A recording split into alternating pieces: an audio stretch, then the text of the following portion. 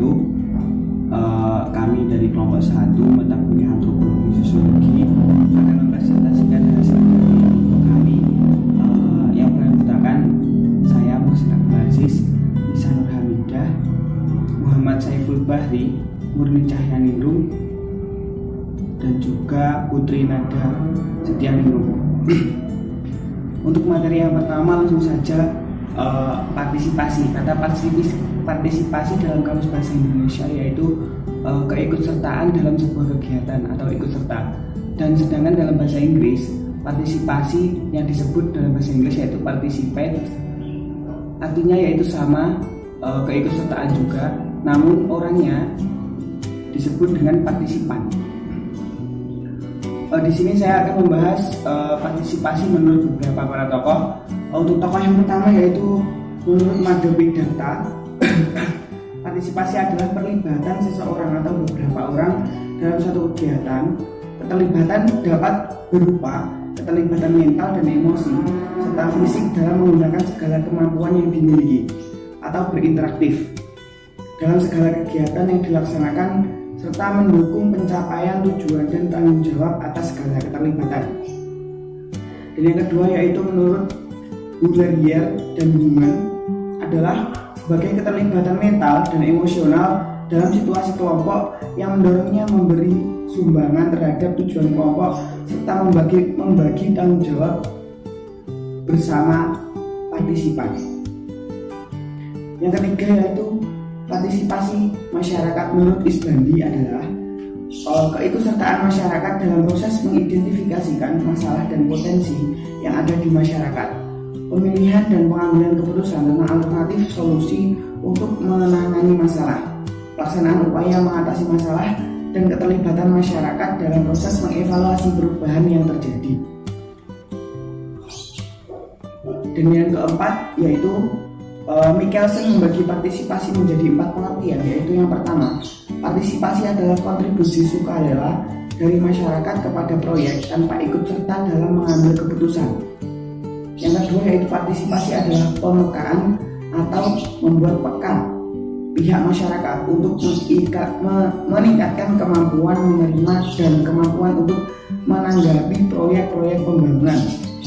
Yang ketiga yaitu partisipasi adalah keterlibatan sukarela oleh masyarakat dalam perubahan yang ditentukannya sendiri. Yang keempat yaitu partisipasi adalah suatu proses yang aktif yang mengandung arti bahwa orang atau kelompok yang terkait mengambil inisiatif dan menggunakan kebebasannya untuk melakukan hal itu. Yang kelima yaitu partisipasi adalah pemantapan dialog antara masyarakat setempat dengan para staf yang melakukan persiapan, pelaksanaan, monitoring proyek agar supaya memperoleh informasi mengenai konteks lokal dan dampak sosial. Yang keenam yaitu partisipasi adalah keterlibatan masyarakat dalam pembangunan diri, kehidupan, dan lingkungan mereka. Dari beberapa pakar yang mengungkapkan definisi partisipasi di atas, dapat dibuat kesimpulan bahwa partisipasi adalah keterlibatan aktif dari seseorang atau seorang kelompok orang masyarakat secara sadar untuk berkontribusi secara sukarela dalam program pembangunan dan terlibat mulai dari perencanaan, pelaksanaan, monitoring, sampai pada tahap evaluasi. Mungkin itu yang dapat saya sampaikan. Selanjutnya akan dilanjutkan oleh teman kelompok saya. Terima kasih. Untuk pembahasan yang selanjutnya yaitu keadaan dan permasalahan pendidikan. Pendidikan di Indonesia saat ini masih menghadapi persoalan dan tantangan yang kompleks dan mendasar, sekaligus menyongsong harapan di tangan era global.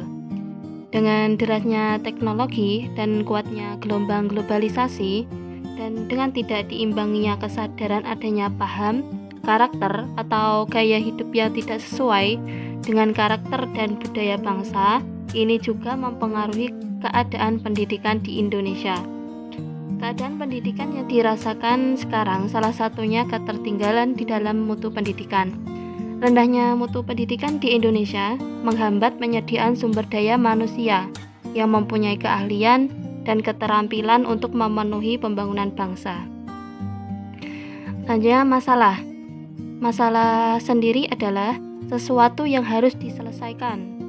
Dengan kata lain, masalah merupakan kesenjangan antara kenyataan dengan suatu yang diharapkan dengan baik agar tercapai tujuan dengan hasil yang maksimal. Sementara itu, pendidikan sendiri adalah persoalan asasi bagi manusia. Manusia sebagai makhluk yang dapat dididik dan harus dididik akan tumbuh menjadi manusia dewasa dengan proses pendidikan yang dialaminya.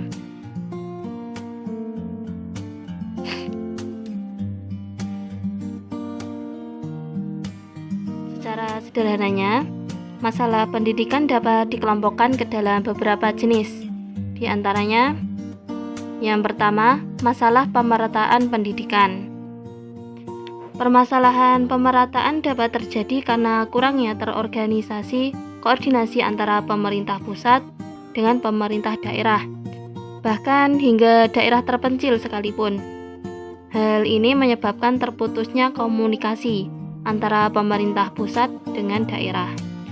Selain itu, masalah pemerataan pendidikan juga terjadi karena kurang berdayanya suatu lembaga pendidikan untuk melakukan proses pendidikan. Hal ini bisa terjadi jika kontrol pendidikan yang dilakukan pemerintah pusat dan daerah tidak menjangkau daerah-daerah terpencil. Jadi, hal ini akan mengakibatkan mayoritas penduduk Indonesia yang dalam usia sekolah tidak dapat mengenyam pelaksanaan pendidikan sebagaimana yang diharapkan. Lalu yang kedua, masalah mutu atau kualitas. Pendidikan yang bermutu yaitu pelaksanaan pendidikan yang dapat menghasilkan tenaga yang profesional sesuai dengan kebutuhan negara dan bangsa. Sejalan dengan proses pemerataan pendidikan, peningkatan mutu diarahkan kepada peningkatan mutu masukan dan lulusan, sarana dan prasarana, dan anggaran yang digunakan untuk menjalankan pendidikan. Kurangnya dana, kurangnya fasilitas dan pendidikan dapat mempengaruhi merosotnya mutu pendidikan. Lalu masalah yang ketiga, masalah efisiensi pendidikan. Pelaksanaan proses pendidikan yang efisien adalah apabila pendayagunaan sumber daya seperti waktu, tenaga, dan biaya tepat sasaran, dengan lulusan dan produktivitas pendidikan yang optimal. Masalah yang terjadi di Indonesia pada masa sekarang ini, pelaksanaan pendidikannya belum bisa dikatakan efisien, di mana pemanfaatan segala sumber daya yang ada belum menghasilkan lulusan yang diharapkan. Salah satu contohnya seperti banyaknya pengangguran di Indonesia. Lalu yang keempat, masalah relevansi. Relevansi pendidikan merupakan kesesuaian antara pendidikan dengan perkembangan di masyarakat. Misalnya, lembaga pendidikan tidak dapat mencetak lulusan yang siap pakai. Tidak adanya kesesuaian antara output atau lulusan pendidikan dengan tuntutan perkembangan ekonomi. Masalah relevansi ini pada prinsipnya cukup mendasar. Dalam kondisi sekarang ini sangat dibutuhkan output pendidikan yang sesuai dengan tuntutan masyarakat, terutama dalam hubungannya dengan persiapan kerja.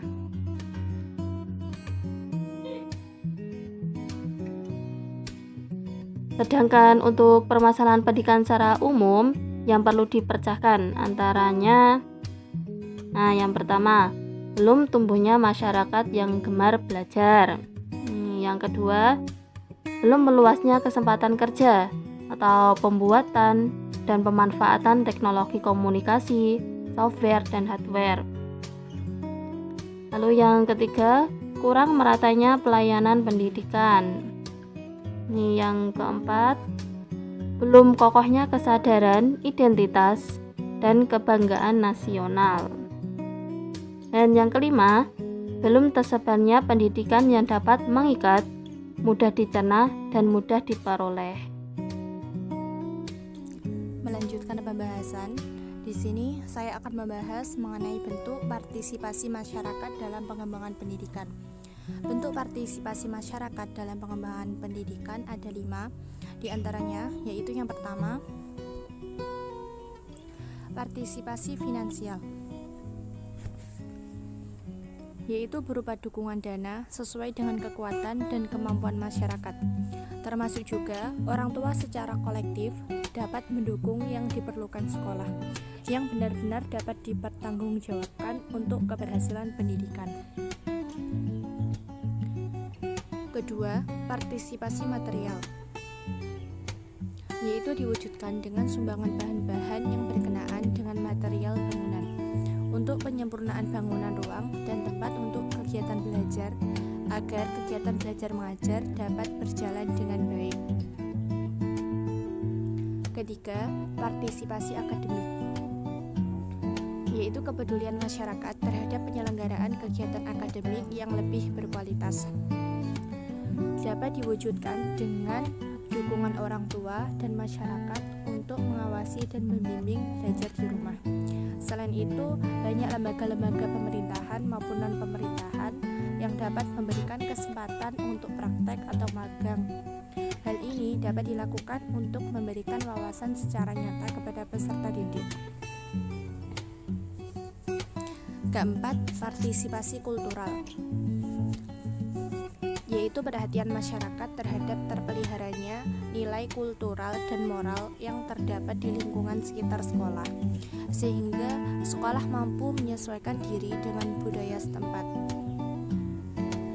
Yang kelima, partisipasi evaluatif, yaitu keterlibatan masyarakat dalam melakukan pengendalian dan kontrol terhadap penyelenggaraan pendidikan, sehingga masyarakat dapat memberikan umpan balik dan penilaian terhadap kinerja lembaga pendidikan. Selain itu, masyarakat juga dapat berperan dalam penyusunan atau memberi masukan dalam penyusunan kurikulum bagi sekolah, agar kurikulum sesuai dengan kebutuhan siswa.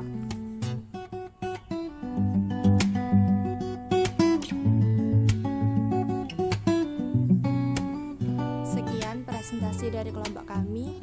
Wassalamualaikum warahmatullahi wabarakatuh.